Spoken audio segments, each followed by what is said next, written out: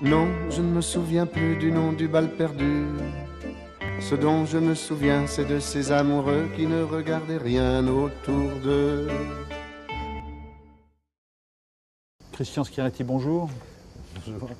Vous allez bien? Oui, je vais très bien. Vous avez bonne mine. La règle du jeu de ce mot à mot, expression, et vous délirez. D'accord. Vous dites la vérité. D'accord. C'est au choix. Premier mot est pavé. Alors pavé, pour moi, c'est d'abord la lourdeur de la brochure de Denis Guénoud. C'est absolument pas une arme inventée à partir du pavé parisien. Voilà, donc c'est d'abord la lourdeur du projet de Denis. C'est-à-dire Denis Donc le texte de mai, le texte de mai, juin, juillet. Pour moi, ouais. pavé, c'est ça. C'est-à-dire que la brochure qu'on n'arrive pas à tenir en main quand on travaille, qui pèse, donc il faut en prendre des bouts parce qu'on n'y arrive pas. La mémorisation extrêmement difficile des acteurs. Et puis la démesure du projet de Denis, qui au fond, et c'est souvent un des problèmes de l'écriture contemporaine d'ailleurs, je trouve, se pose jamais la question de la construction, se pose toujours la question de l'écriture, de l'invention, de l'adéquation, mais de la construction. C'est-à-dire en quoi un auteur dramatique propose des solutions de plateau.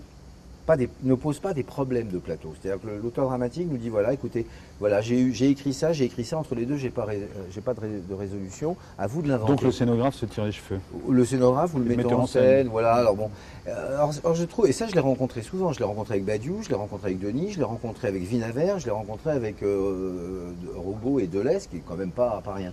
Et Denis m'a posé des problèmes que j'ai pas réussi à résoudre et qui constituent le pavé en question. C'est-à-dire comment on va passer d'un espace à l'autre, comment il ne résout pas. Shakespeare le résout formidablement bien. Shakespeare, il va avoir un problème de changement de décor, il va inventer une scène pour deux huissiers ou pour deux archers qui vont permettre simplement le changement de costume, hein, c'est tout, ça ne sert pas à autre chose, mais la scène est géniale. Donc le pavé, c'est ça. Guénoud est un ami, hein. Hein? Guénoud est un ami. Ben, c'est pas un ennemi du tout, c'est un ami à moi, bien un sûr. Ami, hein. Oui, bien sûr, bien sûr. Mais il y va, quoi. Deuxième mot qui va forcément avec ce que vous mettez en scène, cette évocation de 68 et ses conséquences sur le théâtre et sur le pouvoir et sur les rapports entre le théâtre et le pouvoir, c'est nostalgie.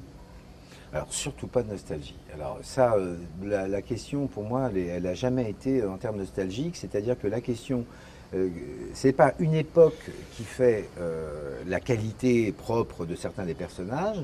Par exemple, l'extraordinaire tenue de Barrault et de Villard de chaque côté du fleuve théâtre, un à gauche, un à droite, qui ont le pont de Claudel pour se tenir. Mais cette tenue-là, elle doit à leur conviction, elle doit à la hauteur de vue, elle ne doit pas à l'époque. J'y crois pas à ça. Je pense que c'est leur qualité propre en tant qu'image. C'est l'exemplarité que je mettrai en face de la nostalgie.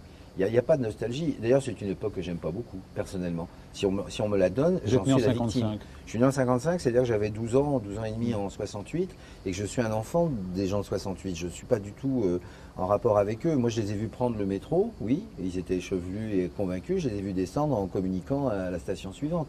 Donc, j'ai aucune nostalgie. Quand j'ai monté par-dessus bord, qui est exactement le miroir, Vinavert, qui est exactement le miroir de mai, juin, juillet, puisque c'est au fond 68 dans l'entreprise, j'avais aucune nostalgie. Ce qui m'intéressait, c'était de voir comment la contre-culture américaine pouvait rentrer dans l'entreprise au service du marketing.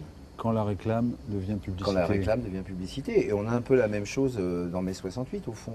On pourrait dire que l'écart entre mai, juin et juillet, c'est qu'en juillet, il y a quelque chose, la rencontre étrange de l'avortement des ultimes convulsions des révolutions communistes, convaincues, et même organisées comme telles, léninistes, je dirais même, avec la contre-culture américaine. C'est ce qui se passe ici. C'est-à-dire que le point de vue entretenu par Julian Beck a déjà intégré une société capitaliste que l'Europe ne connaît pas, qui est celle du marketing, qui est celle quasiment du capitalisme financier. L'expression suivante, elle va avec ce que vous venez de dire, avec les jeunes chevelus que vous vouliez prendre le métro, c'est plus jamais Claudel. Ah bah plus jamais Claudel, c'est l'origine de la commande.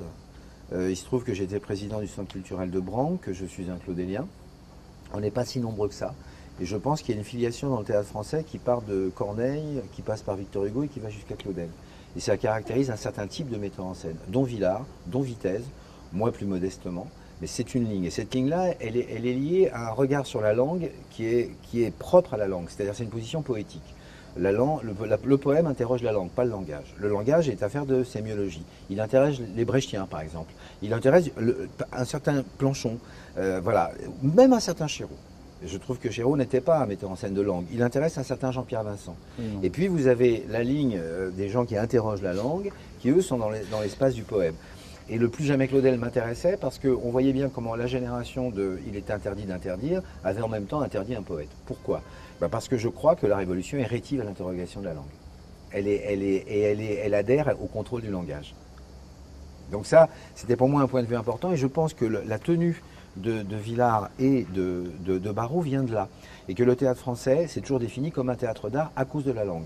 Ça, c'est la question langagière française, c'est-à-dire que la langue est une opération de pouvoir. L'Académie française correspond à peu près à la création de la Comédie française. Donc on voit bien que le rapport chez nous est un rapport politique. Le muet en France est une affaire d'État. C'est pas une chose aussi simple que ça. C'est pas le cas en Allemagne, c'est tout à fait différent. C'est pour ça d'ailleurs que les leçons que donne le théâtre allemand au théâtre français ont leurs limites. Parce qu'il y a un domaine que le théâtre allemand ne peut pas comprendre, c'est l'extrême complexité de l'identité, j'ai envie de dire nationale, qui est prise entre d'un côté une origine aristocratique codifiée notamment par le langage, et d'autre côté, évidemment, la dimension républicaine qui nous fonde, c'est-à-dire la vocation d'ouverture qui est la nôtre. C'est Hugo qui résout ça.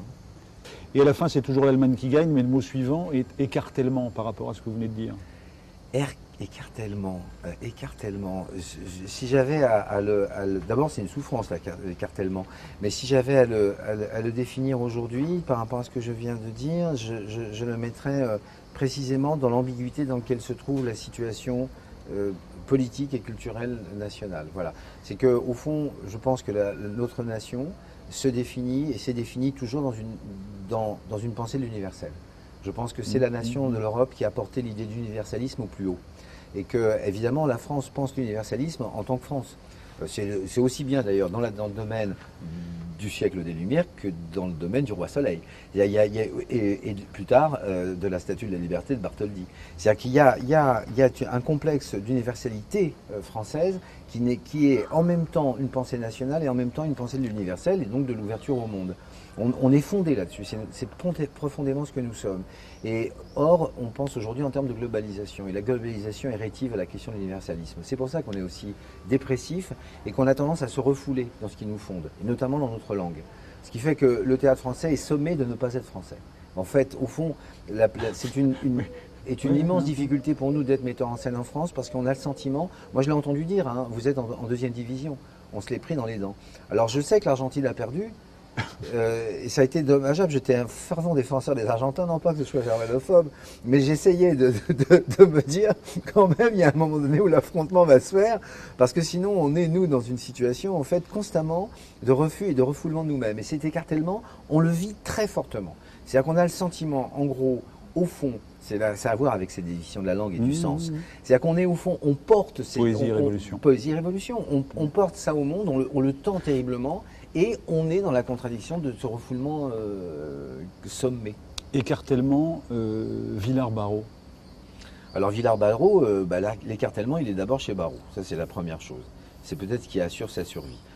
Barrault est un oxymore. Barrault, il est en même temps le camarade qui va aux Grands Augustins faire un phalanstère libertaire avec Artaud, Mouloudji, je ne sais qui d'autres, enfin les poètes, voilà. Il va vivre comme ça, c'est quelqu'un qui a toujours de la paille dans les cheveux, il est un peu cradingue, Barrault, il y a un côté comme ça, qui va être chez Dulin, une sorte de mime génial avec Étienne Decroux, et qui dans le même temps va être sociétaire de la Comédie Française et l'amant d'une des sociétaires les plus embourgeoisées qui soit, à savoir Madeleine Renaud.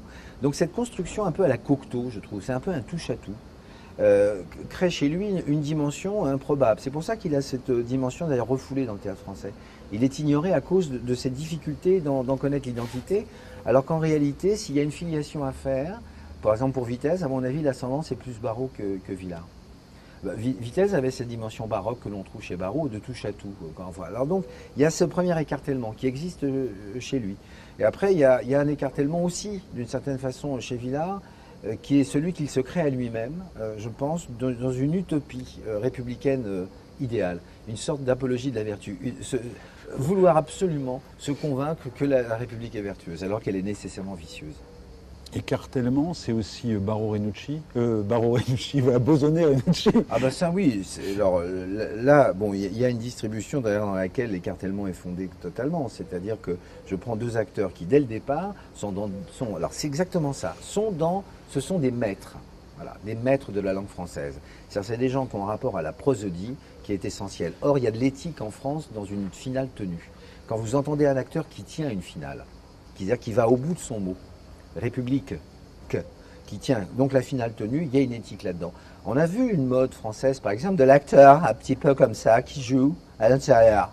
C'est ça, j'espère. Vous voyez, cette attitude-là, il y a en fait une pensée politique là-dedans, qui est une apologie du cancre. C'est-à-dire un refus de tenir. Donc d'être dans l'exemplarité de la tenue de langue. Chez Marcel, comme chez Robin, c'est absolument défini comme étant d'abord leur art. Et donc ils avancent avec ça. Sauf que chez Marcel, ça avance dans une dimension désordonnée. C'est-à-dire que c'est du chant. Chez Marcel, il va partir dans des aigus, il va avoir le corps qui va bouger, il va avoir cette tenue presque de danseur, et le rapport à la langue est essentiellement musical. C'est-à-dire qu'il est bien sûr dans le sens, mais il fait des volutes absolument incroyables et qui pour moi renvoyaient beaucoup à Barrault. Alors que chez Robin, c'est un travail, on était ensemble au conservatoire, je le connais son travail par cœur, je sais comment il fait. C'est un travail syntaxique. C'est-à-dire que chez Robin, la syntaxe, la construction de la phrase part en premier. Et ce contrôle de la syntaxe a à voir, je trouve, avec la probité intellectuelle et morale de Villard. Donc il y a à ce moment-là deux rapports prosodiques, mais un qui est plutôt dans le musical, c'est Marcel, et l'autre qui est plutôt dans le marquage de syntaxe. Et les deux sont admiratifs de l'autre. Ils s'écoutent tous les deux, c'est formidable à voir le travail. Ils se regardent et ils sont admiratifs du travail technique de l'autre. Hein. C'est que de la technique. Le problème du théâtre, c'est qu'on a perdu notre discipline. Quand vous faites une audition d'opéra, un chanteur arrive, il tient pas, par exemple, ça s'arrête tout de suite. Et lui-même, d'ailleurs, dit non. Les gens de théâtre, il faut s'en occuper, on va voir, ça va venir, enfin, tout ce truc. Il y a une discipline de l'art théâtral, ça s'appelle le travail prosodique. Voilà, pardon.